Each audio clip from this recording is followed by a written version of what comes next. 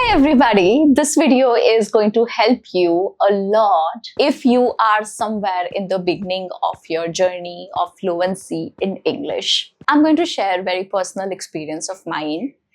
I was nowhere close to being this fluent in this language. I started off as a child, of course. I started my journey really early. I was not in 20s I wasn't a late starter. I started really early. And that really helped, by the way. How it exactly happened was that I remember a few of my cousins had moved back to India from somewhere abroad, and they joined us and they were supposed to be living with us going forward. And I realized that there was a massive gap between the way they spoke and I spoke. They were really fluent. I was not. I wanted to learn. I wanted to match up. It's a very common feeling, you know. You know how people are, how kids are. You compare. You tend to feel a little inferior when somebody else speaks better than you, and especially when it comes to English. I don't know why it is, but it is how it is. Now, this is how it happened. I was in class 4, I remember, and something in me changed when I interacted with that group. Something in me changed. I wanted to learn the language, and that was sort of my kickstart on this journey. On the way, I realized that was a very good decision because it really had the potential of changing my life. See, don't ask me why things are the way they are. They are the way they are. We have a certain respect for this language in our country. We can't really change that. And it's not a bad thing, by the way. It's a good thing, right? If you respect a language, what's the harm? And if a language has the potential of pulling you up and placing you from somewhere here to somewhere here, why not? Why not give it a shot? So on the way, I realized that, yes, I am gaining confidence. People are looking at me differently. They're taking me more seriously. My thoughts were more well articulated. All of that was happening over the years. My journey of learning English has been of over, 20 years or so. I've been learning for a very long time now. I'm still learning. I'm still getting better. I learn something new every day. I'll share more of it in this video, a small video of 15-20 minutes with you. Now, in here, there are 6 hardships that I'm going to be talking about and what I faced as a child. And not just as a child, as a teenager, even grown up, and how I faced those hardships, the 6 biggest hardships of my fluency journey in English. And I think it will be really relatable for you because somewhere, I'm sure you will find yourself in all the 6 things that I'm going to talk about.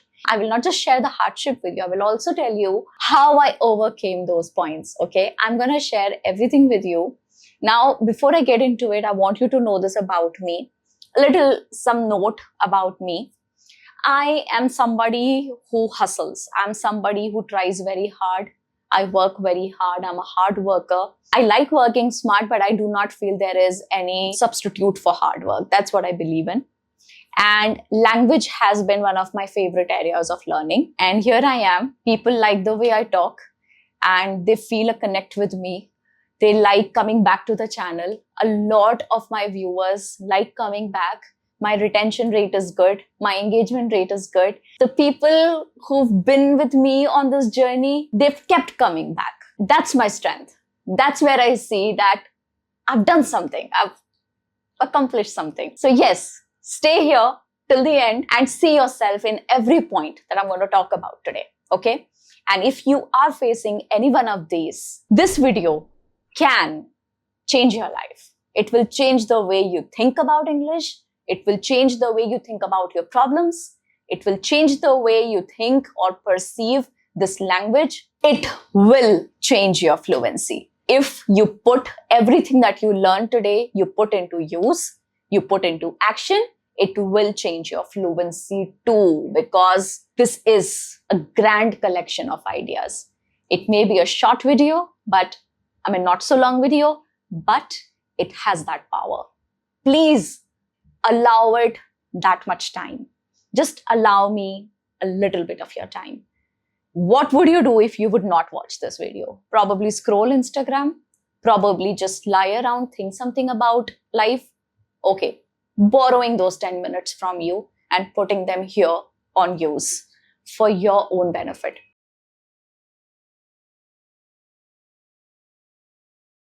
The biggest problem, the biggest hardship I faced as a newbie was the fear of being judged before being understood. In the beginning, every mistake felt very public. It felt like anybody and everybody would judge me. I mean, I was scared of even the people who themselves could not speak very well in the language. I was scared of even them. Every pause felt very heavy. Now I advocate pauses. I tell you to take pauses. I tell you to stop using filler words very often and start using pauses instead. Back then, too difficult. Couldn't do it. Yes, pauses felt heavy. I was not just learning a language. What I was learning was to survive the discomfort of being seen as somebody less capable than I truly was. So yes, that was my biggest hardship back then. I wanted to be understood, but that wasn't possible because I had very limited grasp over the language. I was still learning. I was still starting, not even learning. Learning came later. I was starting. I was really a newbie. So yes, that was my point number one. Now, how I overcame that. See, gradually, when a problem showcases itself, it is new to you, it comes to you. Initially, the first response is very human to either fight or flight. Either you run away from it or you fight it. Here, the fear, though nobody would kill me for speaking a wrong word or using a wrong slang or using a wrong phrase, but the embarrassment was too much. And it felt like dying, making one mistake, people laughing. It felt like somebody's killing me. It felt that difficult back then. And I was really young. I did not really know how the world functioned, how people were. Now, gradually over the years, I understood most people are not bad. They're good. And that's how I like seeing the world. I don't think most people are bad. I feel most people are good, but the few bad ones are really bad. So you get it now, right? How I faced it was that it was easy. I told myself that, Alina, let's accept the truth. I am not good at the language. I am not good at English. It's going to take time. People are going to laugh at you. And what's the harm if they do? I mean, if anything, they're getting joy out of it, right? Out of your misery. Let them have it. Let them take it. It's okay. It's okay. One day, I will be in control. And that day, probably, I will not choose to laugh at them, but probably help them. I don't know. I think I have reached that point now in my life. So yes, if somebody laughs at you, it's okay as long as they are not crying. You're only spreading joy. Okay? Change your perspective if you can't change the situation. I changed my perspective. Instead of looking at it as something miserable and sorry and bad, I started looking at it as something that was truly magical because transformation was happening. I was enjoying my journey. Okay, before I move on to point number 2, I want you to know that for most of you, learning language, learning English could be that one thing that you want to do or you want to achieve. But for me, it was the thing. It was the language I wanted to learn. I am not just trying to be over dramatic here to make you feel the heaviness of my seriousness of emotions. No, I mean it, man. I don't know how to tell you this. I was desperate to be fluent in English. I placed a lot of importance to it. I have no shame in accepting it. I like it. I like the language. Nobody else can tell me what to like and what not to like. It's my choice. I like it. I learned it. You like it. You learn it. See, if I love English does not mean that I don't like Hindi. No. Not at all. I love Hindi too, but Hindi is natural to me. I never had to put in a lot of effort into learning Hindi. Everybody around me speaks Hindi. Hindi is easy for me. English was hard for me. I didn't have a background. My family did not speak English. I mean, only a couple of sentences when extremely needed. Otherwise, nobody would speak English. Point number 2, the loneliness of learning without ease. See, in the beginning, what used to happen was I was stitching every word in a sentence. Nothing came naturally. Now, right now, I can speak for hours without thinking. It's not that difficult for me anymore. I mean, Yeah, it tires your mouth. Honestly, it does tire your mouth if you're not speaking in your mother tongue. After a while, you feel like switching to Hindi. It still happens a lot. But my effort has gone down. Initially, it used to be labor. It didn't feel like something exciting or wow, lovely, I'm going to learn English today. It felt like labor. It felt like hard work. It was strenuous. It was difficult. I had to fight that feeling. So, yes, it came as labor. Every sentence had to be stitched, it had to be worked upon. It was too much work. It was lonely because everyone else at my school, my teachers, my peers, they seemed to be speaking very naturally. And I was not because, okay, again, it's just a story that I keep telling in all my videos because it frames the background of where I come from. But I was suddenly moved from a very average school to a very good school of my city. And my environment had suddenly changed. The language that everybody was speaking there and the language that everybody was speaking here was poles apart.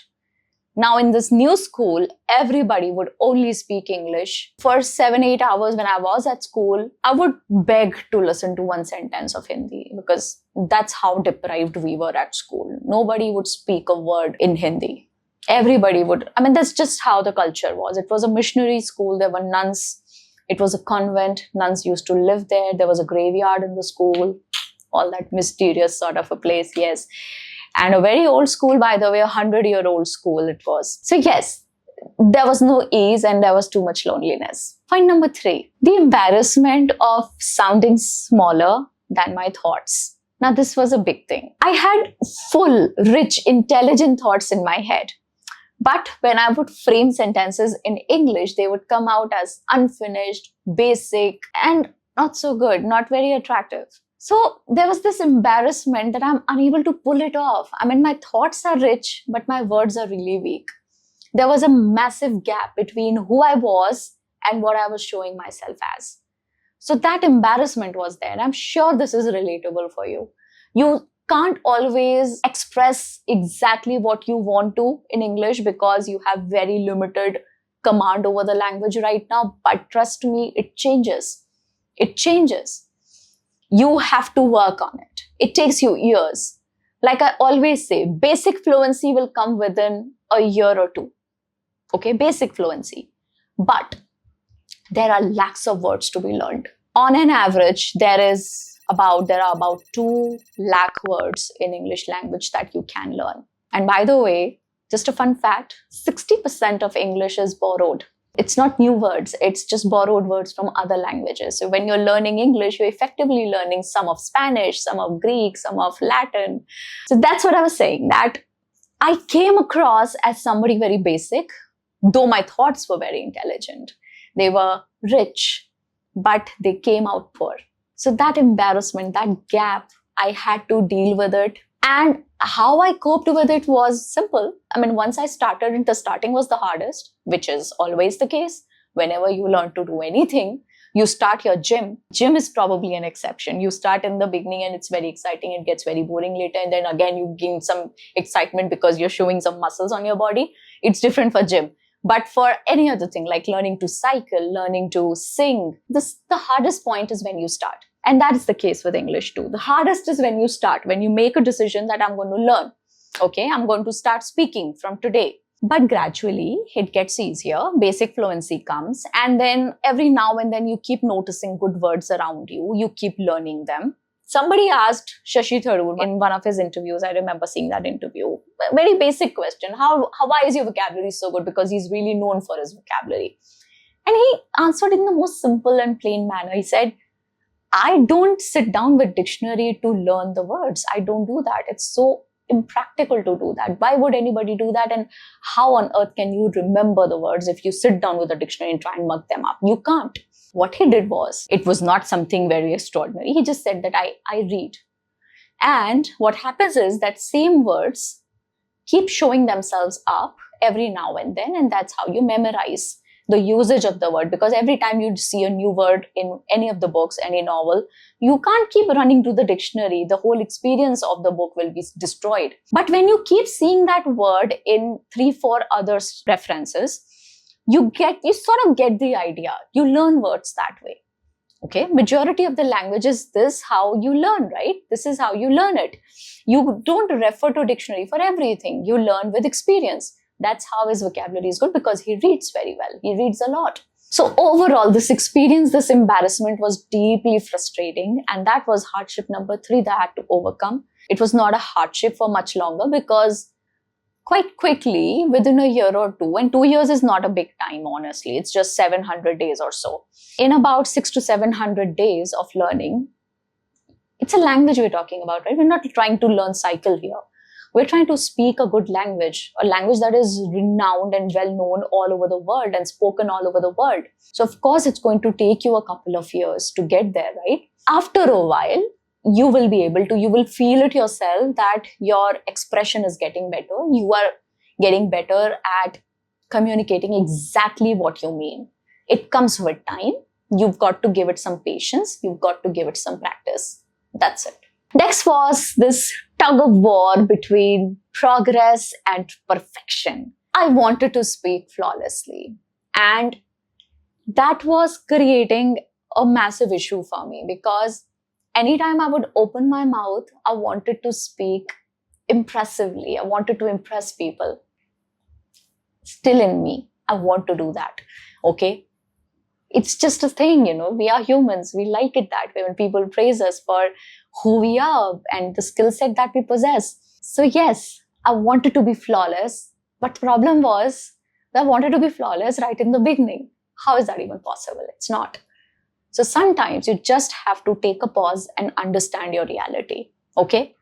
Just because you want to do something and you feel you want it right now, right in this moment, does not mean you will always get it. It simply means that, okay, you want it, you've asked the universe of it, just hold on, okay? Keep working on it. Give it some time. It will come to you, but with patience, with work. Where's the work? You want something, but you don't want to work for it. Where's the work? And unless there is work, how do you expect it to get it? I don't understand anything in my life, everything, be it my fluency, my relationship with my husband, my relationship with my mom, dad, my world tour, or whatever. Whatever number of countries I've been to, everything came with a lot of work. Some from money and some from work. And the money also came from work. So you've got to work. There is no shortcut. So this desire to speak flawlessly kept interrupting my growth. Real conversations would just pass me by and I wouldn't be able to speak because I was rehearsing the best words in my head. What would sound the best? You don't have to sound the best. I've always told this. I have mentioned this in my course also. There are a couple of courses that I've created on English language, and except for the vocabulary course, where of course my focus is on teaching you good vocabulary, everywhere else my focus is just to get you started, to get those wheels moving. Your wheels of learning are stuck in mud. They're not getting that initial push. I want to give you that push. The idea is not to speak impressively. The idea is to speak. Huge difference. You will be flawless. You will be impressive with time. But with time. With time. Where's the time? By time, I mean work. With work. Okay? Get started from wherever you are. Get started. Out of all the 10 things that you want to achieve, trust me, this is probably in the top 3 easiest things. It's a language widely spread all around you. A lot of people speaking. Many, many, many of them. It comes easy. All you have to do is open your ears, open your heart to learning, be humble. No learning will ever happen unless you're humble. Attitude, arrogance, learning, they don't go together. Arrogance cannot work with learning. You want to learn, learn with humility. Keep your head down. Listen, observe. That's the best way to learn English. Next problem was this famine of vocabulary that I felt whenever I had an exciting idea. A lot of these times, what would happen to you, because I'm speaking from experience. I remember sitting in one of those taxation classes when I was studying for becoming a CA. Many, many times, I would have an idea. I'm sure people would have clapped at the question. What a brilliant question. Oh, what a brilliant point. I could never speak up. Why? I didn't have the perfect vocabulary. I didn't have the perfect words. So I would blabber, open my mouth and beat around the bush and finish somewhere I had no intention of finishing. Happens, life happens. Shit happens. It's okay. It's all right. What's the big deal? Who will judge me? Who's better than me? Why would somebody judge you? Are they better than you? No, they are not. Even if they are better than you, probably in this language, there are several other areas you will be better than them. You need reminders, constant reminders. Learning comes from humility. I just told you that. Hear me out, important. This ability to see people for who they are. If you truly understand the person who's laughing at you in this moment, you will not mind their laugh, their laughter, their mockery. You will not mind it because you're able to see who they are. And then it won't matter to you. It's okay to respect, but it's a whole different thing to worship. Don't worship random people. Just respect them. Worship God. Don't worship random people. And when you're stopping your growth and your progress because of random strangers making fun of you, what you're doing is you're worshiping them. You're placing them in a much higher spot where only probably God should be kept. And then letting them decide how you progress, how you head forward. Probably not a very good strategy. Doesn't make sense. One last thing that kept getting in my way of learning and getting better at this language was this exhaustion of meeting my own impatience. I wanted success almost immediately. Right now. I wanted to be fluent right now. Now, what happens is that language learning happens in seasons. There'll be a season you will feel your growth is stuck. And then there'll be a season you will feel amazing about your progress. People will be coming and complimenting you over your language skills. You'll be learning faster. You'll be more motivated. So learning happens in seasons. But what is important to remember here is that learning will keep happening in the background even when you think it's not happening, even when it is not visible. Learning will continue to happen. Okay, so not always will it be very visible, but it will surprise you. It will shock you at times. So this impatience came in my way a lot. How I managed to get out of it was simple. Overall, I kept my attitude well. I fixed my attitude at every step. Anybody who would haunt me, anybody who would stop me, I would take it up as a challenge.